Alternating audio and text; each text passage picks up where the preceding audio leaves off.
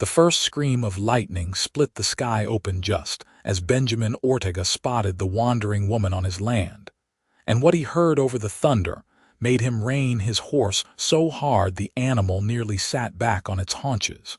She was singing, not just humming or muttering some tune to pass the time, but singing with a voice so clear and pure it cut through the storm like a bell through fog. Benjamin had been tracking his cattle for the better part of an hour, knowing they had scattered when the weather turned violent, knowing they would be half mad with fear by now. He had raised cattle in the Utah Territory since he was barely old enough to hold a rope, and he knew their temperament like he knew his own reflection. These particular longhorns were especially skittish, prone to stampeding at the slightest provocation, and a storm like this should have sent them into a frenzy that would take days to settle, but they were not running. He urged his horse forward through the rain, wiping water from his eyes, trying to make sense of what he was seeing. The cattle, all 30 head of them, were standing in a loose circle around a figure in a soaked gray dress.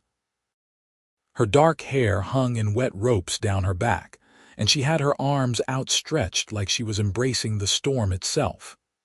The longhorns, these same animals that had trampled a fence just last month in blind panic when a coyote got too close, were calm. More than calm, they were listening. Benjamin felt something twist in his chest, something he could not name. He had been running the Ortega ranch alone since his father died 2 years ago, had been alone in general for longer than that if he was honest about it. At 26, he was considered a good catch by the standards of Alta, Utah.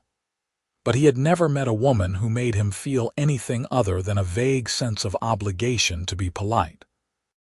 His mother had died when he was young, and his father had been a hard man, not given to shows of affection or softness. Benjamin had learned to be self-sufficient, to rely on no one, to expect nothing from the world except what he could take with his own 2 hands. This woman, though. This stranger standing in his field, calming his cattle with nothing but her voice. She was something else entirely.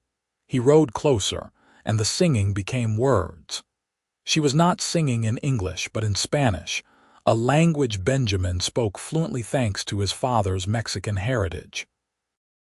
The song was old, something about the moon and the mountains, about finding peace in the wild places. Her voice trembled with emotion, with something raw and real that made his throat tighten. "Miss," he called out, his voice rougher than he intended. She stopped singing and turned, and Benjamin felt the full force of her gaze hit him like a physical blow. She was beautiful, but not in the delicate way the town women were beautiful. Her face was all strong lines and fierce angles, her eyes dark and burning with an intensity that made him want to look away and lean closer at the same time. She was young, probably close to his own age, but there was something in her expression that spoke of hard-won wisdom, of survival. "I am sorry," she said, and her accent confirmed what he had already guessed from her song. She was from somewhere south of the border, Mexico, or maybe farther. "I did not mean to trespass. I was walking and the storm came and I heard the animals. They sounded frightened." Benjamin dismounted, leading his horse by the reins. The rain was starting to ease, turning from a downpour to a steady drizzle. "You calmed them," he said, and he could not keep the wonder out of his voice. "They never calm for anyone. Not me, not my ranch hands, not anyone. How did you do that?" She looked at the cattle, and a small smile touched her lips. It transformed her face, made her look younger and somehow sadder at the same time. "My grandfather taught me," she said. "He raised cattle in Sonora. He said animals know when you mean them no harm. They can hear it in your voice, feel it in your heart. You just have to show them you understand their fear. Your grandfather sounds like a wise man. He was." The past tense hung in the air between them. "He died last year. My grandmother followed him 3 months later." They said she died of a fever, but I think she died of a broken heart.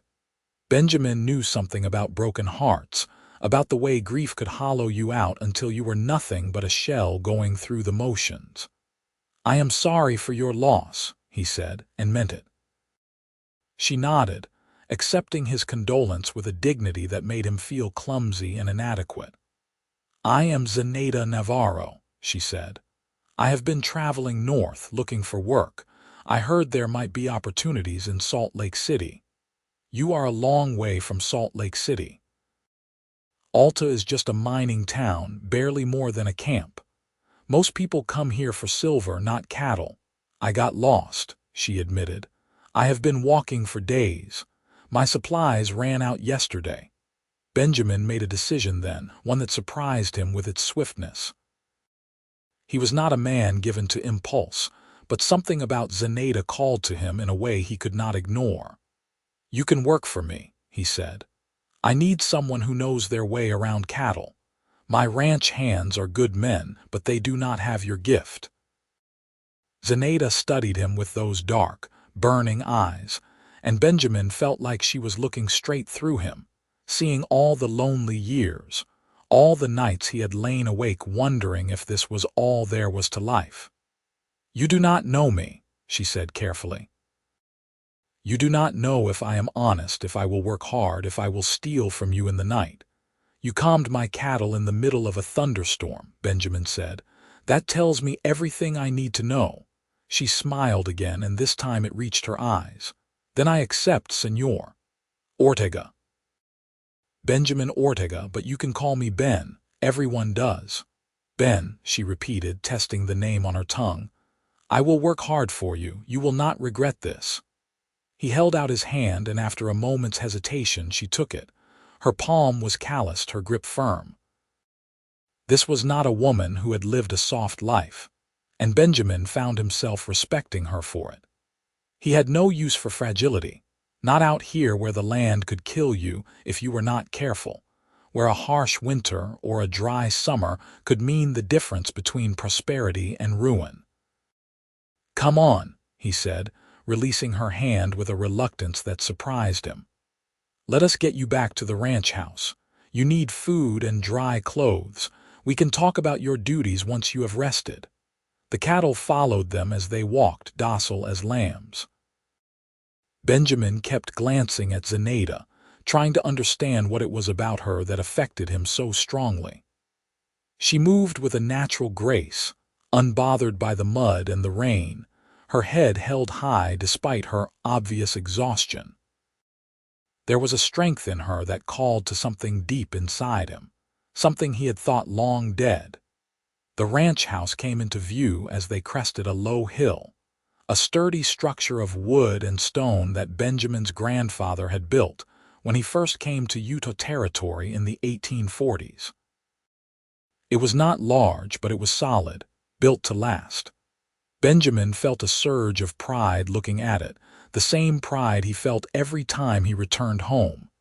This land was his legacy, his responsibility, and he would die before he let it fail. "It is beautiful," Zenaida said softly, and Benjamin realized she was not looking at the house, but at the mountains rising behind it, their peaks still dusted with snow even though it was June of 1882. "I have never seen mountains like these. In Sonora, everything was red rock and desert. Here it is all green and silver." "The silver is in the mines," Benjamin said. "The green is what I work for. Good grazing land is worth more than ore to me." He helped her up the steps to the porch, aware of how cold her hand felt in his, how she was starting to shiver now that the adrenaline of the storm had worn off. Inside, the house was warm and dry, the fire in the hearth still burning from that morning. Benjamin's two ranch hands, Caleb and Marcus, were sitting at the kitchen table playing cards. They looked up in surprise when Benjamin walked in with a strange woman. "This is Zenaida Navarro," Benjamin said before they could ask questions. "She is going to be working with the cattle. Caleb, can you ride into town and get some supplies?" Miss Navarro needs clothes and whatever else she requires. Marcus, see if you can find something she can wear in the meantime. Maybe one of my mother's old dresses." Both men nodded, though Caleb's eyes were full of curiosity. They were good men, loyal and hardworking, and Benjamin trusted them completely. Caleb was in his early 40s with a wife and 3 children in town. Marcus was younger, barely 20, but he had proven himself capable in the 2 years he had worked for Benjamin. "Come on," Benjamin said to Zenaida, leading her toward the spare bedroom on the ground floor. "You can stay here. It is not much, but it is clean and private." The room was small but comfortable, with a narrow bed, a dresser, and a window that looked out over the pastures. Zenaida walked to the window and gazed out, her expression unreadable. "I have not had a room of my own since I left home," she said quietly. "Thank you." "You do not have to thank me. You are going to earn your keep, I promise you that. Ranching is hard work, and I will expect you to pull your weight. I would not want it any other way." She turned to face him, and there was a fierceness in her eyes that made his pulse quicken. "I am not afraid of hard work, Ben. I am only afraid of being useless, of being a burden." "You will never be a burden," he said, and he meant it with a conviction that startled him. "Not with your gift." Marcus appeared with a bundle of clothes, old dresses that had belonged to Benjamin's mother. Zenaida took them with a grateful nod, and Benjamin excused himself, suddenly aware that he was standing in her bedroom, dripping rainwater on the floor, staring at her like a fool. He went to his own room and changed into dry clothes, his mind spinning. What was he doing? Bringing a strange woman into his home, offering her work without even asking for references or proof of her skills. It was reckless, impulsive, completely unlike him. But when he closed his eyes, all he could see was Zenaida standing in the rain, her arms outstretched, his terrified cattle calm at her feet. That evening they ate together at the kitchen table, a simple meal of beans and cornbread that Caleb had prepared before riding into town. Zenaida ate with the focused intensity of someone who had gone too long without food, and Benjamin found himself watching her, fascinated by the way she moved, the way she held herself. She was all angles and edges, sharp and uncompromising, but there was a softness underneath, a vulnerability she tried to hide. "Tell me about your cattle," she said when she had finished eating. "What are their temperaments? What scares them?" Benjamin leaned back in his chair, impressed by her directness. Most people would have made small talk, asked about the weather or the town, but Zenaida went straight to the heart of things. "They are longhorns," he said. "Tough, stubborn, and unpredictable. I bought them from a ranch in Texas 3 years ago, and they have never fully settled. Loud noises spook them, sudden movements strangers. The only time they are truly calm is when they are grazing, and even then they startle easy." "They have not forgotten their wild roots," Zenaida said thoughtfully. "Longhorns were bred for survival, not docility. They remember when their ancestors roamed free, when every shadow could be a predator. You cannot train that out of them. You can only show them that you are not a threat." "And how do you do that?" "You listen to them. You watch how they move, how they react. You learn their language, their warnings. And you sing to them so they know your voice, so they associate you with calm and safety." Benjamin shook his head in wonder. "I have been ranching all my life, and I never thought of it that way. My father always said cattle were dumb animals, that you had to dominate them or they would run wild." "Your father was wrong." She said it simply, without judgment. "Animals are not dumb. They are different. They think differently, feel differently, but they think and feel all the same." He found himself leaning forward, drawn in by her words, by the passion in her voice. "Will you teach me?" he asked. "Will you show me how to calm them the way you did today?" Zenaida met his gaze, and something passed between them, something electric and undeniable. "Yes," she said softly, "I will teach you." The days that followed fell into a rhythm that felt both new and ancient. Benjamin woke before dawn, as he always did, but now he found himself hurrying through his morning chores, eager to meet Zenaida in the pastures. She was always there before him, standing among the cattle, singing in that clear, pure voice that seemed to reach some primal part of his soul. She taught him the songs her grandfather had taught her, old Mexican ballads about love and loss, about the beauty of the land and the courage of those who worked it. She taught him to move slowly around the cattle, to speak in low, soothing tones, to read the signs of their fear before it escalated into panic. She taught him patience, something he had thought he possessed, but realized he had only mimicked, never truly understood. And in teaching him, she opened herself to him in ways that went beyond words. He learned that she had left Mexico not by choice but by necessity, fleeing a man who had wanted to marry her against her will, a man with powerful connections and a temper to match. He learned that she had traveled alone for months, working odd jobs, sleeping in barns and under bridges, always moving north, always looking for a place where she could disappear and start over. "I am tired of running," she told him one evening as they sat on the porch, watching the sun set behind the mountains. "I want to belong somewhere. I want to put down roots." "You belong here," Benjamin said, and the words came out more intense than he intended. "You belong here, Zenaida. On this land, with these cattle, with—" He trailed off, unable to finish the sentence, but she turned to look at him and he saw the same longing in her eyes that he felt in his chest.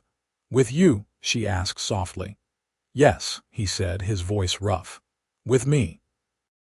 She reached out and took his hand, her fingers warm and calloused against his palm. "I have not felt safe in a long time," she said, "but I feel safe with you, Ben. I feel like I can breathe again." He lifted her hand to his lips and kissed her knuckles, a gesture that felt both too intimate and not intimate enough.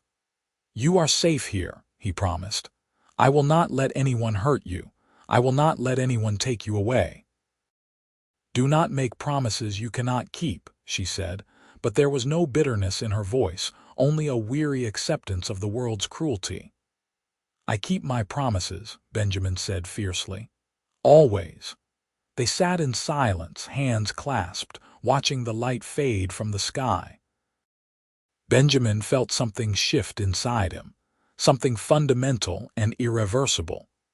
He had spent his whole life building walls around himself, protecting his heart from the pain he had seen his father endure after his mother's death. But Zenaida was dismantling those walls brick by brick, and he found he did not want to stop her. The town of Alta was small, barely more than a main street lined with businesses that catered to the miners who worked the nearby slopes. There was a general store, a saloon, a church, a boarding house, and not much else. Benjamin made the trip once a week to pick up supplies and check on the price of beef, and on his next trip he brought Zenaida with him. She wore one of his mother's dresses, altered to fit her smaller frame, and her hair was braided and pinned up in a style that made her look older and more severe. Benjamin noticed the way the townspeople stared at her as they walked down the street, the whispers that followed in their wake. Alta was not used to strangers, and a Mexican woman arriving with Benjamin Ortega was bound to cause talk. "Ignore them," he said quietly, offering her his arm. "They will get used to you." "Will they?" She did not sound convinced. "I have seen the way people look at me before. I am an outsider. I am different. That makes me dangerous in their eyes." "You are not dangerous. You are extraordinary." She glanced at him, and for a moment he saw surprise in her expression, followed by something softer, something that made his heart race. "You see me differently than others do," she said. "I see you for who you are," he replied. They stopped at the general store to pick up flour and sugar, and Benjamin introduced Zenaida to the owner, a portly man named Mr. Henderson who had run the store for as long as Benjamin could remember.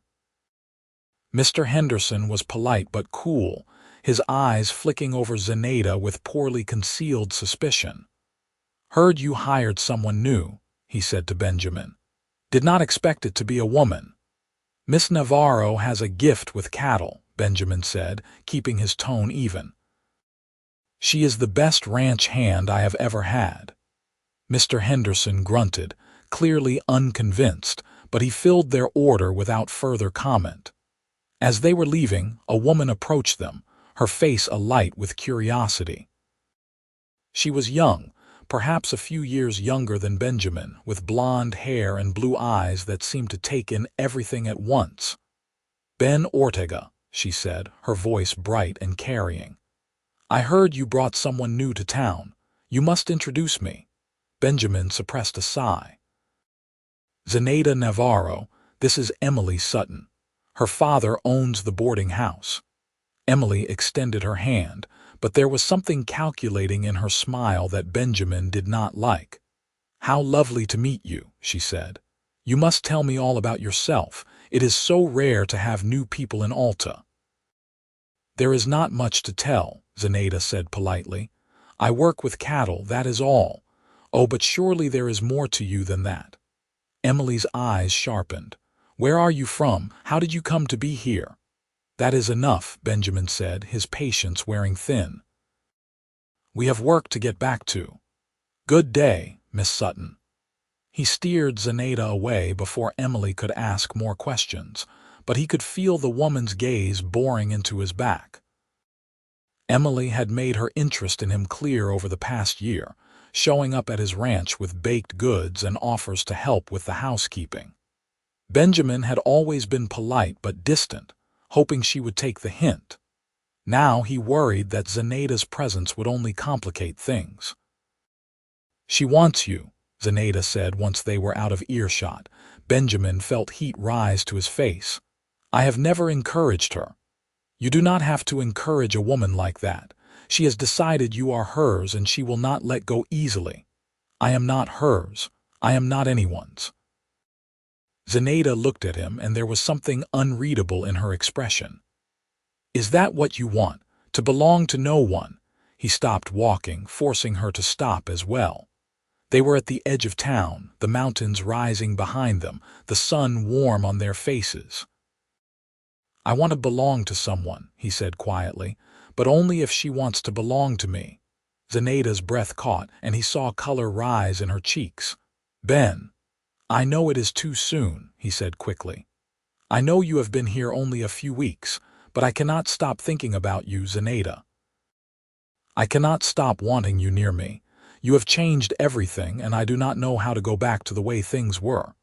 She reached up and touched his face, her hand gentle against his rough cheek. "I do not want you to go back," she said. "I feel the same way. I am falling for you, Ben, and it terrifies me. I have spent so long protecting myself, keeping everyone at a distance, but you make me want to risk it again." He covered her hand with his own, turning his head to press a kiss to her palm. "Then risk it," he said. "Risk it with me." "I will catch you if you fall," she smiled, and it was like the sun breaking through clouds.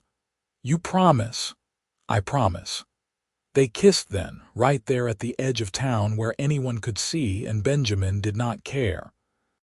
He poured everything he felt into that kiss, all the loneliness and longing, all the hope he had not dared to feel. Zenaida kissed him back with a desperation that matched his own, her hands fisting in his shirt, pulling him closer. When they finally pulled apart, both breathing hard, Benjamin rested his forehead against hers. "Come on," he said. "Let us go home." Home. The word had never sounded so sweet. The summer passed in a blur of work and stolen moments. Benjamin and Zenaida spent their days with the cattle, moving them to fresh pasture, repairing fences, preparing for the coming winter.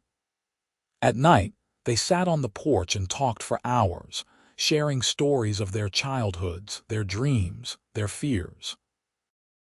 Benjamin learned that Zenaida loved to read, but had never had access to many books. So he gave her his mother's small collection, watching with pleasure as she devoured them one by one.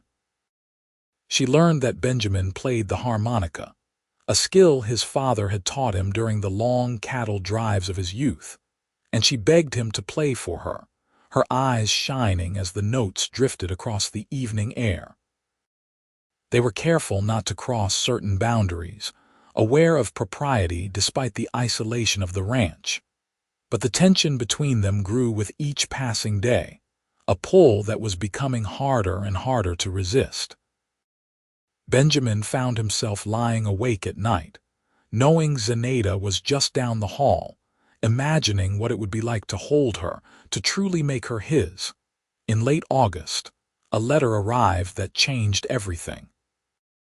Caleb had picked it up in town along with the supplies, and he handed it to Zenaida with a curious expression. She took it with shaking hands, her face going pale as she recognized the handwriting on the envelope. "Who is it from?" Benjamin asked, alarmed by her reaction. "My cousin," she said, her voice barely above a whisper. "She is the only family I have left. I wrote to her when I first arrived to let her know I was safe." She opened the letter and read it quickly, her expression shifting from fear to grief to something Benjamin could not identify. When she finished, she folded the letter carefully and looked up at him with haunted eyes. "Carlos found my cousin," she said. "The man I was fleeing. He went to her house and questioned her, tried to force her to tell him where I was. She refused, but he is still looking. She says he has sworn to find me to make me pay for embarrassing him." Benjamin felt rage surge through him, hot and fierce. "He will not touch you," he said. "He will have to go through me first." "You do not understand," Zenaida said, her voice breaking. "Carlos is not a man who accepts defeat. He has money influence. He will not stop until he finds me, and he will hurt anyone who gets in his way. I have put you in danger, Ben. I have put everyone here in danger." "I do not care," Benjamin said fiercely, gripping her shoulders. "Do you hear me? I do not care about the danger. You are staying here. You are not running again." "He will kill you," she whispered, tears streaming down her face. "He will kill you, and I could not bear it. I could not bear losing you." He pulled her into his arms, holding her tight against his chest, feeling her shoulders shake with sobs. "He will not kill me," he said into her hair, "and he will not take you. I will not allow it. How can you stop him?" "I will find a way. I swear to you, Zenaida, I will find a way." That night, Benjamin wrote his own letter, this one to the territorial marshal in Salt Lake City. He explained the situation, asked for advice, requested protection if it came to that. He did not know if it would help, but he had to try. He could not let Zenaida face this threat alone. Days turned into weeks with no sign of Carlos, but the fear hung over them like a storm cloud. Zenaida became more withdrawn, jumping at sudden noises, scanning the horizon constantly. Benjamin tried to reassure her, but he could see the toll it was taking.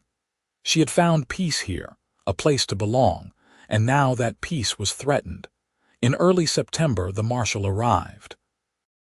He was a tall, weathered man named John Pike, with sharp eyes and a no-nonsense demeanor. He listened to Benjamin's story, asked Zenaida careful questions about Carlos and his connections, and finally nodded. "I know men like this, Carlos," he said. "They think the law does not apply to them because they have money and friends in high places. But this is American territory, not Mexico. If he comes here making threats, he will answer to me." "Can you protect her?" Benjamin asked. Marshal Pike looked at Zenaida, and his expression softened slightly. "I can try," he said. "But the best protection is to make sure he knows she is not alone, that she has people who will fight for her. Men like Carlos are bullies. They prey on the weak and the isolated. Show him strength, and he might think twice." "I will show him strength," Benjamin said grimly. The marshal stayed in Alta for a few days, making his presence known, asking questions in town about strangers who might have come through looking for a Mexican woman. But there was no sign of Carlos. Eventually, Marshal Pike had to move on to other business, but he left his contact information and made Benjamin promise to send word immediately if anything changed. "You love her," the marshal said to Benjamin on the morning he left. It was not a question. "I do," Benjamin said without hesitation. "Then marry her. Give her your name, your protection. It might not be enough to stop a determined man, but it is a start." Benjamin had already been thinking the same thing. He wanted to marry Zenaida more than he had ever wanted anything, but he did not want her to feel pressured, did not want her to agree out of fear rather than love. That evening, he found her in the barn, brushing down his horse with long, soothing strokes. She looked up when he entered, and he saw the exhaustion in her face, the weight of constant worry. "Zenaida," he said, moving to stand beside her, "I need to ask you something." She set down the brush and turned to face him, her expression guarded. "What is it?" He took her hands in his, feeling the familiar roughness of her palms, the strength in her fingers.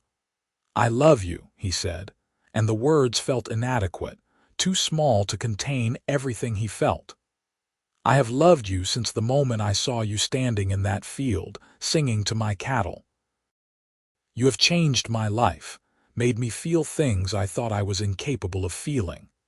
And I know the timing is terrible, I know you are scared and uncertain, but I need you to know that I want you in my life forever. Not as my ranch hand, not as my friend, but as my wife." Zenaida's eyes widened and tears began to spill down her cheeks. "Ben, I am not asking because of Carlos," he said quickly. "I am not asking because I think it will protect you, though I hope it will. I am asking because I cannot imagine my future without you in it. I want to wake up next to you every morning. I want to build a life with you, have children with you, grow old with you.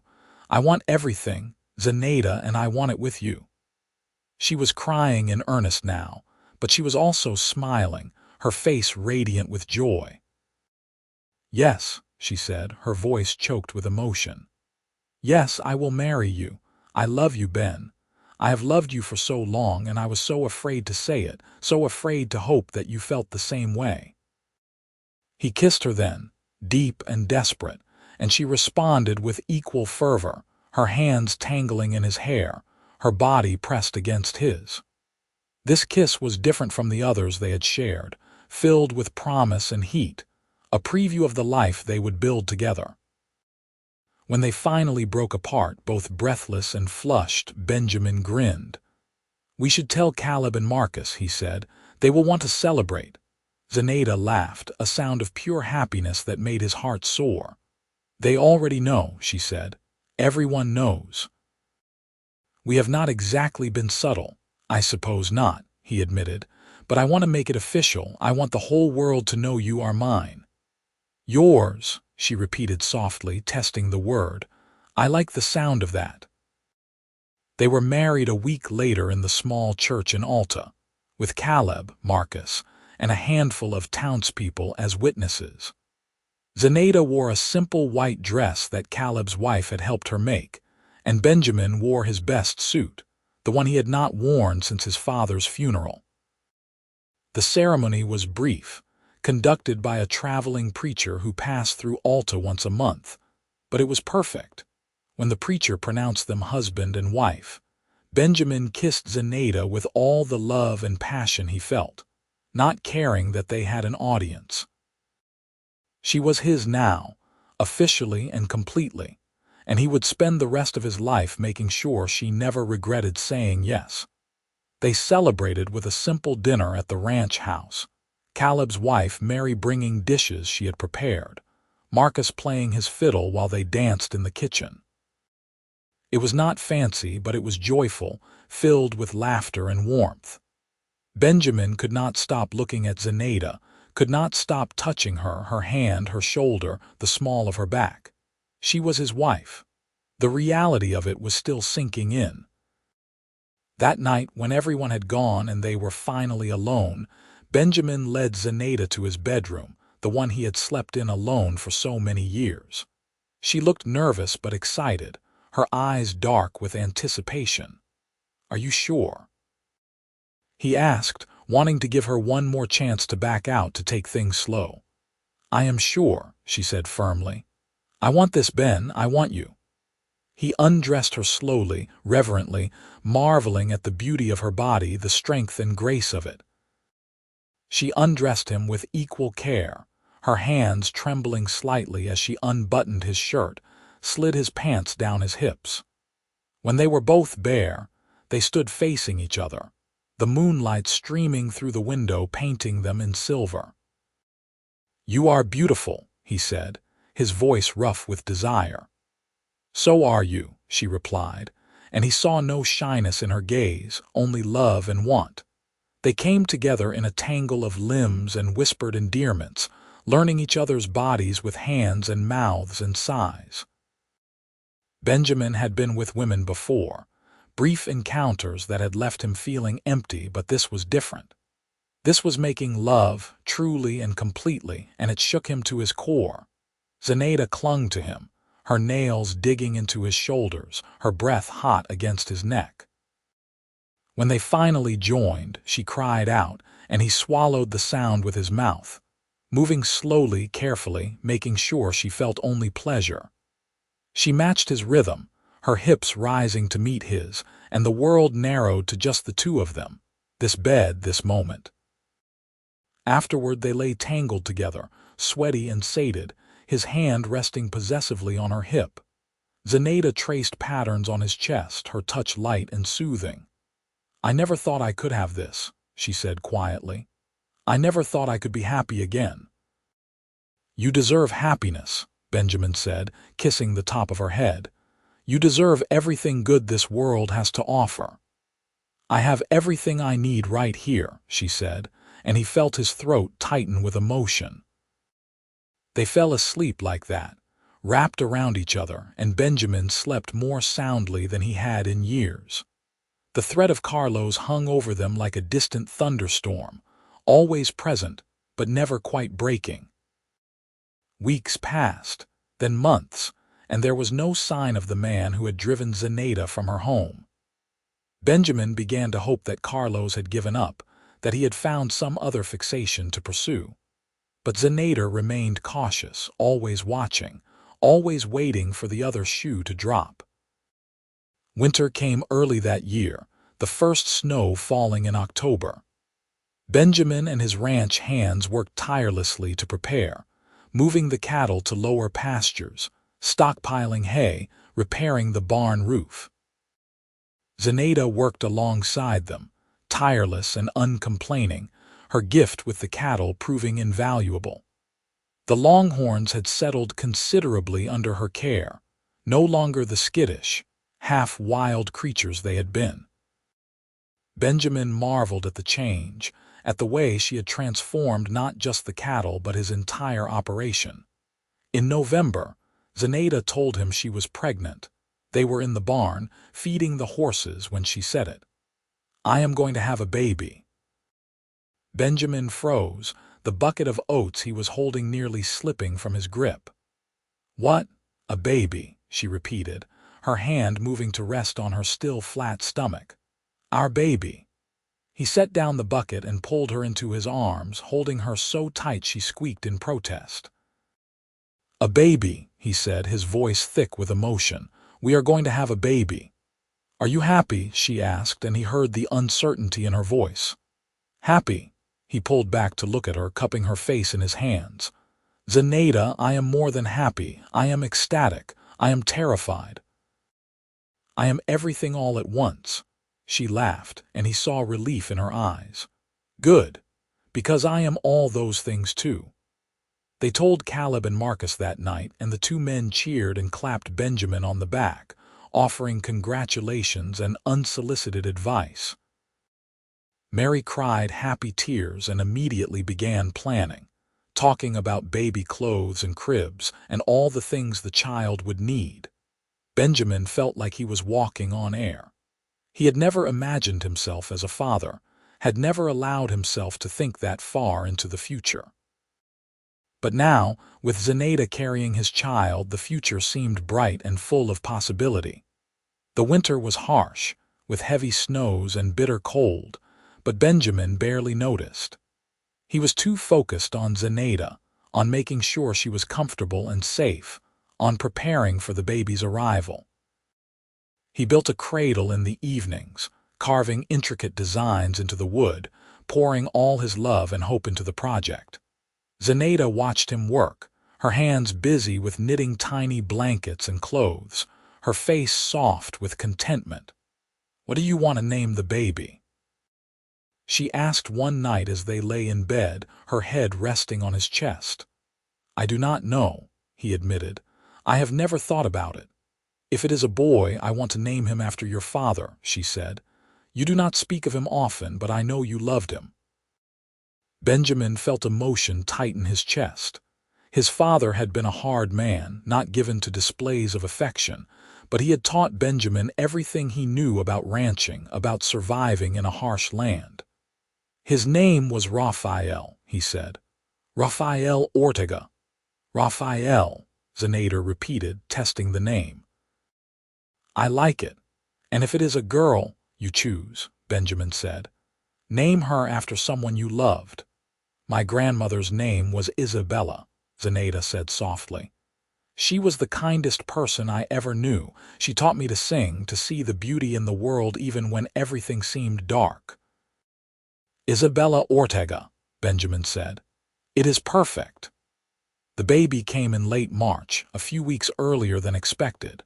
Benjamin sent Marcus racing into town for the midwife while he stayed with Zenaida, holding her hand, whispering words of encouragement as she labored. It was the longest night of his life, filled with fear and awe as he watched his wife bring their child into the world. When the baby finally arrived, a lusty cry filling the room, the midwife announced it was a boy. Benjamin felt tears stream down his face as he looked at his son, this tiny, perfect creature with a shock of dark hair and his mother's fierce expression. "Raphael," Zenaida said, her voice exhausted but joyful. "Our Raphael." Benjamin kissed her forehead, then carefully took his son in his arms, marveling at how light he was, how fragile. "Hello, Raphael," he said softly. "Welcome to the world." The baby stared at him with unfocused eyes, and Benjamin felt his heart expand, felt love like he had never known flood through him. This was his son, his and Zenaida's, a piece of both of them, a testament to their love. The weeks following Raphael's birth were a blur of sleepless nights and endless wonder. Benjamin had never known he could function on so little rest, had never known he could love something so much it physically hurt. Raphael was a good baby as far as babies went, but he was demanding, needing constant attention and care. Zenaida handled it with a grace Benjamin could only admire, nursing the baby, soothing him when he cried, singing to him in that same clear voice she used with the cattle. Benjamin found himself doing things he never imagined, changing diapers, rocking Raphael to sleep, pacing the floor at 3 in the morning while Zenaida caught a few precious hours of rest. And he loved every minute of it, even the exhausting, frustrating parts. Spring arrived, bringing with it the usual chaos of calving season. Benjamin was out in the pastures more often than not, helping with difficult births, making sure the new calves were healthy and thriving. Zenaida stayed close to the house with Raphael, but even from a distance, Benjamin could see her restlessness. She was not a woman who enjoyed being idle, and he knew she missed working with the cattle. "Bring him out," he said one morning when he came in for breakfast. "Bring Raphael out to the pastures.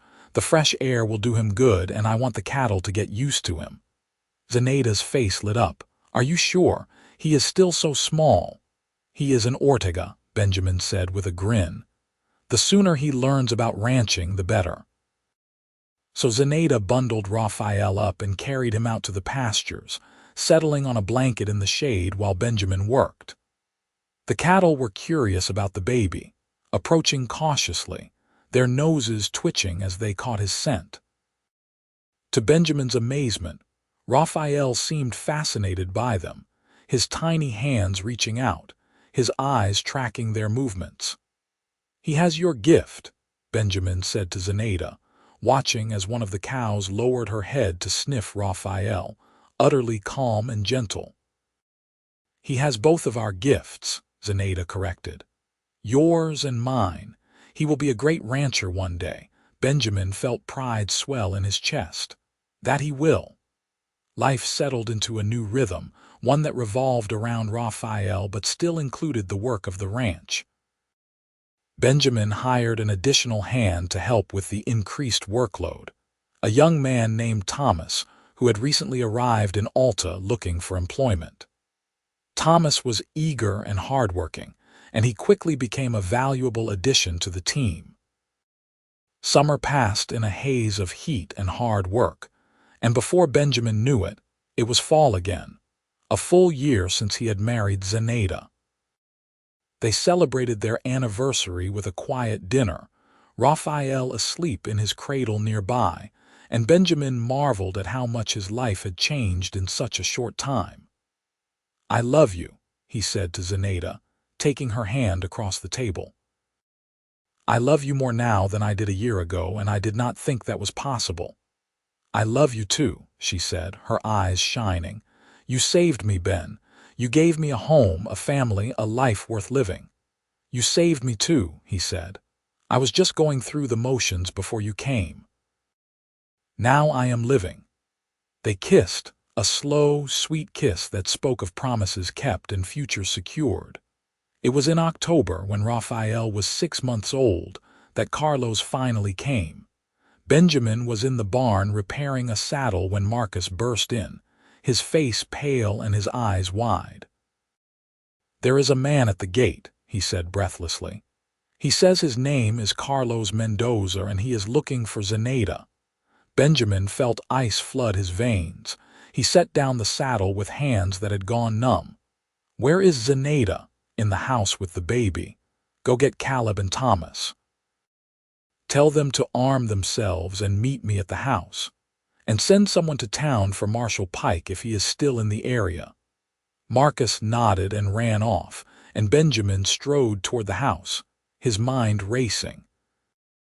He had known this day might come, had prepared for it as best he could, but now that it was here, he felt a rage unlike anything he had ever experienced. This man, this stranger, had terrorized Zenaida, had driven her from her home, had made her live in fear for over a year. And now he had the audacity to show up at Benjamin's ranch, demanding what was not his. Zenaida was in the kitchen when he entered, and she looked up with a smile that faded the instant she saw his expression.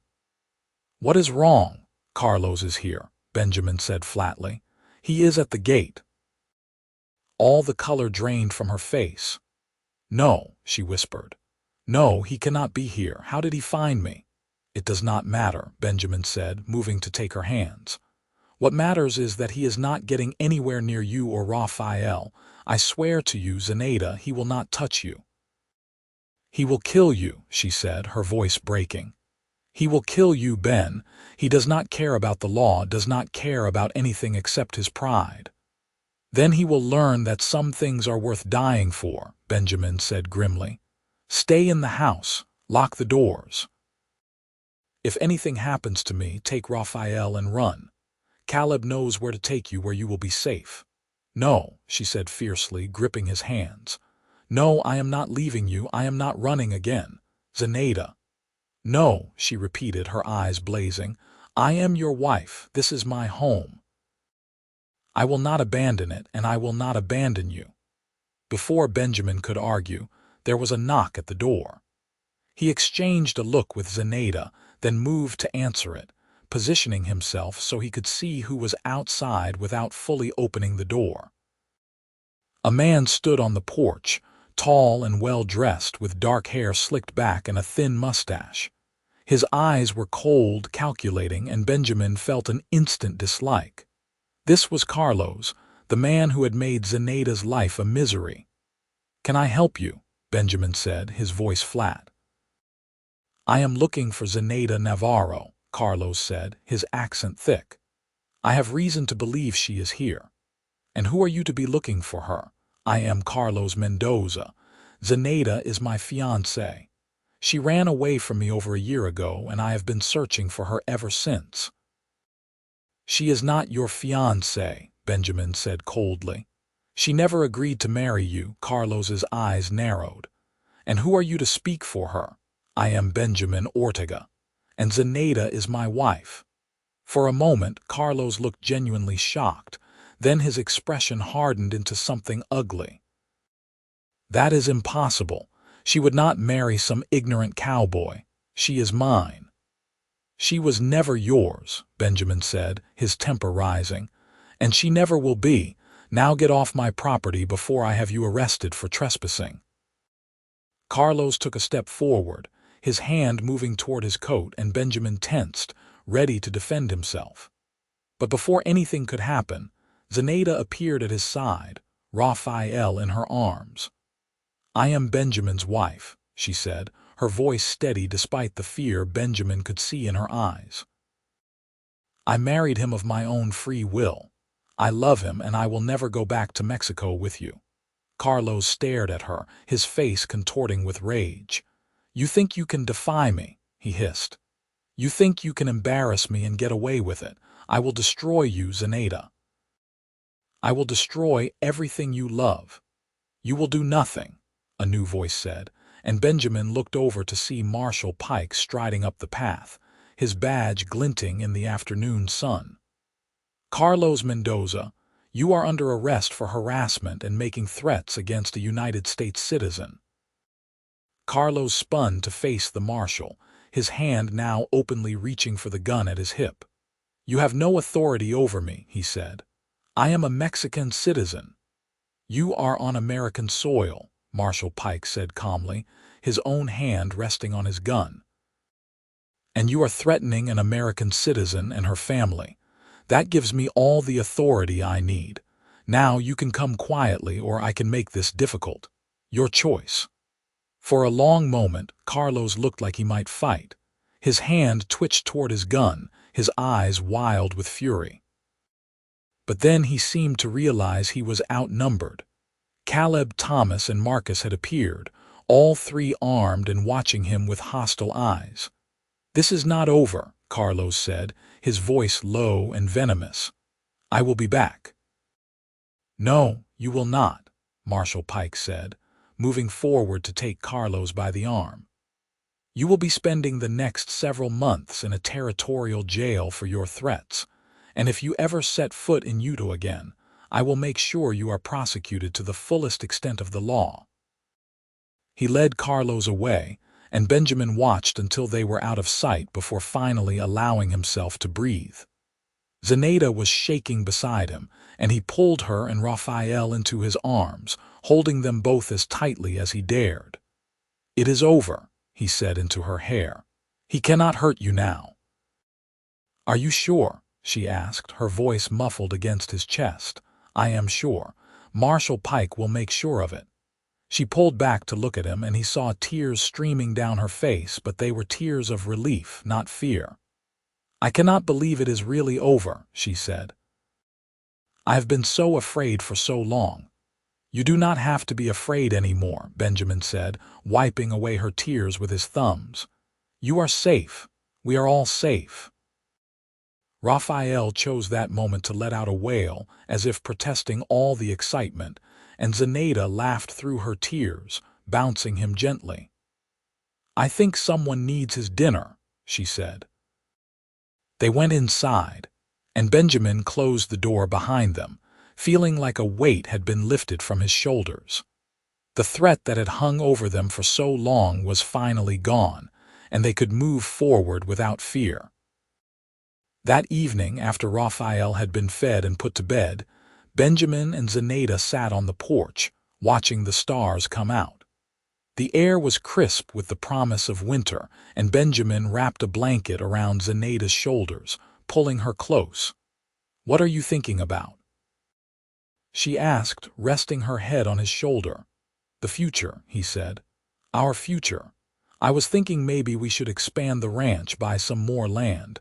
With your help, I think we could make this the best cattle operation in Utah."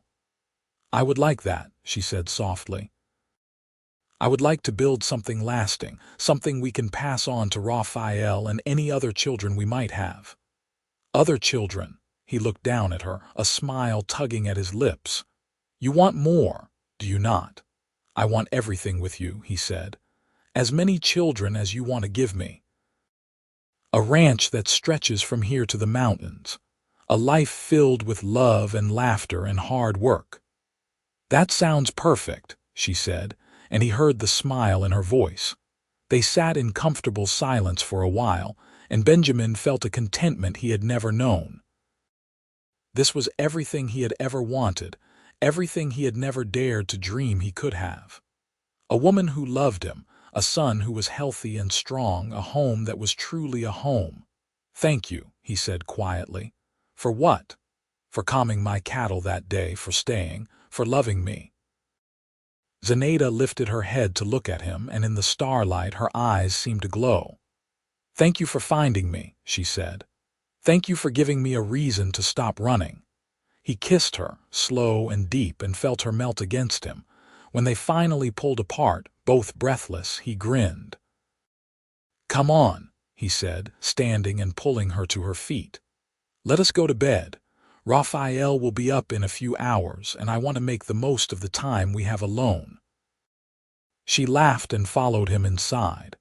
And as they climbed the stairs to their bedroom, Benjamin sent up a silent prayer of thanks to whatever force had brought Zenaida into his life. She had changed everything, had shown him what it meant to truly live, to truly love.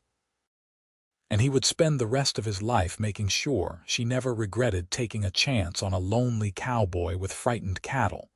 The years passed in a blur of seasons and milestones. Raphael grew from a baby into a toddler, then a young boy, curious and fearless and utterly devoted to his parents. He followed Benjamin everywhere, mimicking his walk, his gestures, his way of speaking. And he followed Zenaida into the pastures, listening with rapt attention as she sang to the cattle, trying to imitate her in his high, childish voice. When Raphael was 3, Zenaida told Benjamin she was pregnant again. This time, Benjamin did not freeze in shock. He simply pulled her into his arms and spun her around, laughing with pure joy. Their second child, a daughter they named Isabella, was born in the spring of 1886, and she was the spitting image of her mother, with the same dark eyes and fierce expression. Raphael adored his baby sister, treating her with a gentleness that made Benjamin's heart ache. He would sit by her cradle for hours, singing to her in the same way he sang to the cattle, his voice high and sweet. Isabella would stop crying the moment she heard him, her tiny face turning toward the sound, and Benjamin and Zenaida would exchange amazed looks. "He has your gift," Benjamin said to Zenaida one evening as they watched their children play. Raphael was 4 now, Isabella barely a year old, but already they were inseparable. "He has our gift," Zenaida corrected, echoing what she had said years ago. "Both of ours." The ranch prospered under their care. Word had spread about Zenaida's way with cattle, and other ranchers began coming to Benjamin, asking for advice, wanting to learn her techniques. Zenaida was happy to teach, and she became something of a legend in the area, the woman who could calm even the wildest animal with nothing but her voice. Benjamin expanded the ranch, buying up neighboring parcels of land as they became available. He built a new barn, a larger house with more bedrooms for their growing family. He hired more hands, good men who respected Zenaida and treated her as an equal, not as a curiosity. Alta grew as well, transforming from a rough mining camp into a proper town with a school, a church, and a sense of community. Benjamin and Zenaida became pillars of that community, respected and admired. People forgot that Zenaida had once been an outsider, a stranger who had appeared out of nowhere. She was simply Mrs. Ortega, the rancher's wife, the woman with the gift. Emily Sutton married a miner and moved to California. Carlos Mendoza served his time in jail and, according to Marshall Pike, returned to Mexico and never attempted to contact Zenaida again. The threats that had once loomed so large faded into memory, becoming nothing more than stories they occasionally told each other late at night. When Raphael was 8 and Isabella was 5, Zenaida gave birth to their third child, another son they named Thomas after the ranch hand who had become like family. Thomas was loud and energetic from the moment he was born, keeping them all on their toes with his endless curiosity and boundless energy. Benjamin was 40 by then, his hair starting to gray at the temples, his hands bearing the calluses and scars of a lifetime of hard work. But he felt younger than he had in years, filled with a vitality that came from being surrounded by the people he loved. "I never imagined my life would turn out like this," he said to Zenaida one night as they lay in bed, the house quiet around them. "I thought I would live alone, work the ranch, and die with nothing to show for it but land and cattle." "And now," she asked, her hand resting on his chest, feeling the steady beat of his heart. "Now I have everything," he said simply. "I have you, I have our children. I have a legacy that will last long after I am gone. You have worked hard for it," she said. "You deserve all of this, Ben." "We deserve it," he corrected. "You and me. We built this together." She smiled and kissed him, and even after all these years, Benjamin felt his heart race at her touch. She was 42 now, her hair streaked with silver, her face lined with the marks of laughter and sun. But to him, she was as beautiful as she had been the day he found her singing to his frightened cattle. They made love slowly, tenderly, with the ease of long familiarity and the passion that had never dimmed. Afterward, as they lay tangled together, Benjamin thought about how lucky he was, how different his life might have been if not for a thunderstorm and a woman with a voice like an angel. "What are you thinking about?" Zenaida asked sleepily. "That day," he said. "The day I found you. Do you ever think about what would have happened if I had not ridden out to check on the cattle, if I had stayed at the ranch house and waited out the storm?" "I think about it sometimes," she admitted. "I think I would have kept walking, kept running. I might have made it to Salt Lake City, or I might have died somewhere along the way. I was so tired, Ben, so tired of running, of being afraid." "I am glad I found you," he said, his voice rough with emotion.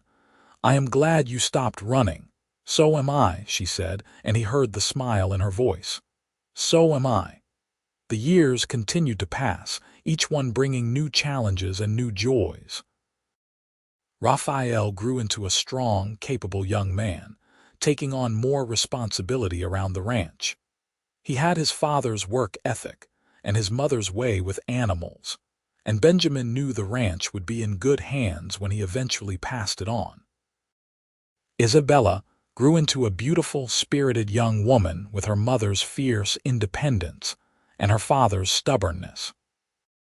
She had no interest in ranching, preferring books and learning, and Benjamin supported her completely, scraping together the money to send her to a teacher's college in Salt Lake City.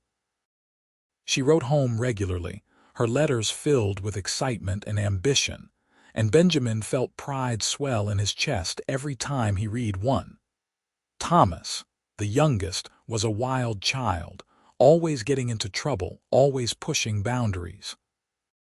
But he was also kind-hearted and loyal, and Benjamin had no doubt he would find his way eventually. Zenaida remained the heart of their family, the center around which everything else revolved. She still sang to the cattle, though her voice was not as strong as it once had been.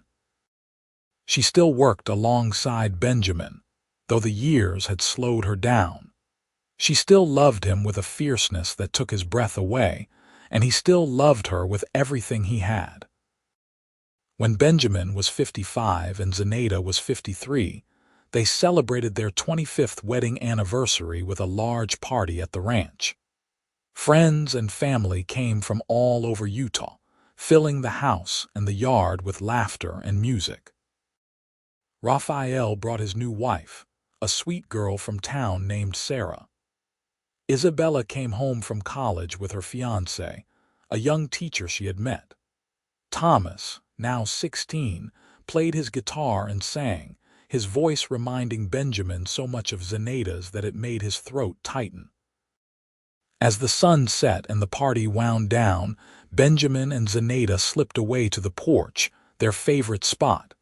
They sat in the rocking chairs Benjamin had built years ago, holding hands, watching the stars come out. 25 years, Zenaida said softly. Where did the time go? I do not know, Benjamin admitted. It feels like yesterday that I found you in that field, and it also feels like a lifetime ago. I am glad I spent that lifetime with you, she said, squeezing his hand. I am glad too, he said. You made me a better man, Zenaida. You made me believe in love and family and the possibility of happiness. I was just existing before you came. You taught me how to live. Tears glistened in her eyes. You saved my life, she said. Literally and figuratively, you gave me a home when I had nowhere to go. You gave me love when I thought I would never feel it again. You gave me a reason to stop running, to put down roots. We saved each other, Benjamin said, and he believed it with every fiber of his being. They sat in comfortable silence, the sounds of the party drifting out to them. Benjamin thought about all they had been through, all the challenges they had faced and overcome. The fear of Carlos, the hard winters, the difficult calvings, the lean years when money was tight. But they had faced it all together, and it had only made them stronger. You have any regrets? Zenaida asked, and there was something in her voice, a vulnerability that made Benjamin turn to look at her. Not a single one, he said firmly. Not one moment, not one choice. I would do it all again, exactly the same way if it meant I got to spend my life with you. She smiled, that same radiant smile that had first captured his heart all those years ago. Good, she said, because I feel the same way. They went to bed that night wrapped in each other's arms, and Benjamin felt a peace so profound it was almost painful. This was what life was supposed to be, he thought. This connection, this love, this sense of belonging. He had found it with Zenaida, and he would be grateful for it until his dying day. The years continued to roll by. Raphael and Sarah gave them their first grandchild, a boy they named Benjamin after his grandfather. When Benjamin held his grandson for the first time, he wept openly, overwhelmed by the realization that his legacy was continuing, that his blood would live on in this child and the children that came after. Isabella married her teacher and moved to Salt Lake City, where she opened a school for girls. She visited often, bringing her own children, 2 daughters who looked so much like their grandmother that it made Benjamin's heart ache. Thomas eventually settled down, marrying a rancher's daughter from a neighboring town. He took over part of the ranch, running it with the same dedication Benjamin had always shown. When Benjamin turned 60, Zenaida threw him a party that rivaled their anniversary celebration. Their children and grandchildren gathered, filling the house with noise and laughter.